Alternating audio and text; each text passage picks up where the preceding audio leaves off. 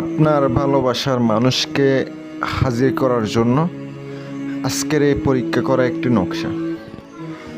Black magic চ্যানেলের পক্ষ থেকে স্বাগতম। আশা রাখি সবাই ভালো আছেন। আমিও আপনাদের দোয়ায় এবং আল্লাহ তাআলার অশেষ মেহেরবানিতে ভালো আছি। ভিউয়ার্স, আমি আপনাদের সামনে আজকে কীভাবে ভালোবাসার মানুষকে হাজির করা যায় এমন একটি নকশা নিয়ে আপনাদের সামনে হাজির হলাম। ভিডিওটা সম্পূর্ণ ধৈর্য সহকারে দেখবেন। ভালো লাগলে লাইক, কমেন্ট, শেয়ার করবেন।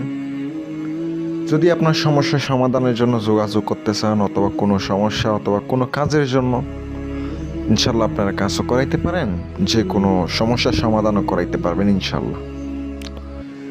আর ব্ল্যাক ম্যাজিকের চ্যানেলে যারা সাথে আছেন তাদেরকে আমার পক্ষ থেকে জানাই হাজার কোটি সালাম।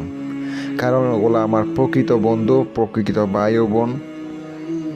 তাদের জন্য আমি দোয়া করি যেন আমার কাজগুলো করে তারা যেন একটু উপকার পায়, তারা যেন নিজ ভালোবাসার মানুষকে হাজির করতে পারে অথবা তাকে নিজের প্রেমের টানে নিয়ে আসতে পারে। অনেকে অনেক নাকি পরীক্ষা করছে, অনেক চ্যানেল থেকে অনেক কিছু দেখছেন, কিন্তু কাজ হয় নাই। একটাবার আমার চ্যানেল দেখে কাজটা করেন, ইনশাল্লাহ আল্লাহর রহমতে দেখবেন অবশ্যই কাজ হবে।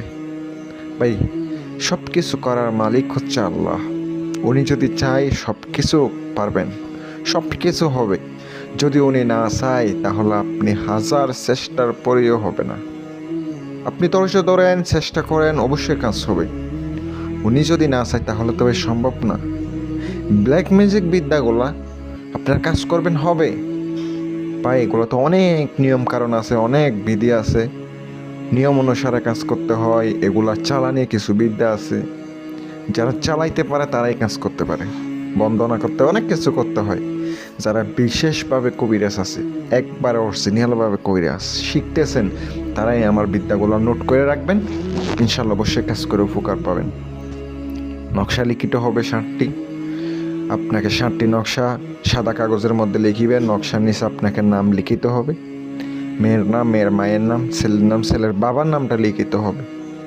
আপনাকে রসুনের চোপলা, পেঁয়াজের চোপলা, গোলমরিচ এগুলো আগুনে জ্বালাইতে হবে। আগরবাতি, ধূপ এগুলো জ্বালাইতে হবে।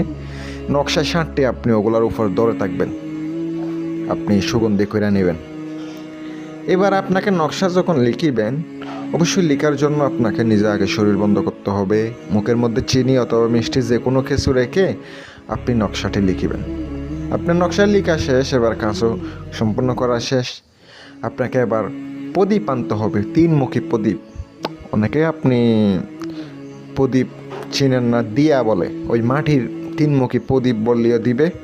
যে কোনো হাঁড়ি অথবা যে কোনো ধরনের সামগ্রী বিক্রি করে অথবা হিন্দুর দোকানে সামগ্রী বিক্রি করে, এমন দোকানে যাই আপনি বললে ওই প্রদীপগুলা দিবে। সরিষার তেল দিয়ে আপনি জ্বালাবেন। জ্বালানোর পরে আপনাকে ঘি দিয়া জ্বালাইতে পারেন। সরিষার তেল দিয়ে পারেন, ঘি দিয়ে পারবেন, কোনো সমস্যা নেই। একটা রাখতে একটা একটা করে আগুনে জ্বালাবেন। প্রত্যেক দিন একই টাইমে জ্বালান, দেখবেন আপনার কাঙ্ক্ষিত ব্যক্তি আপনার জন্য দেওয়ানা হয়ে যাবে। ভাই, এগুলো খারাপ কাজে ব্যবহার করবেন না। আমি দিলাম আপনাদের উপকারের স্বার্থে যেন কাজ করতে পারেন। ভালো থাকবেন। আসসালামু আলাইকুম।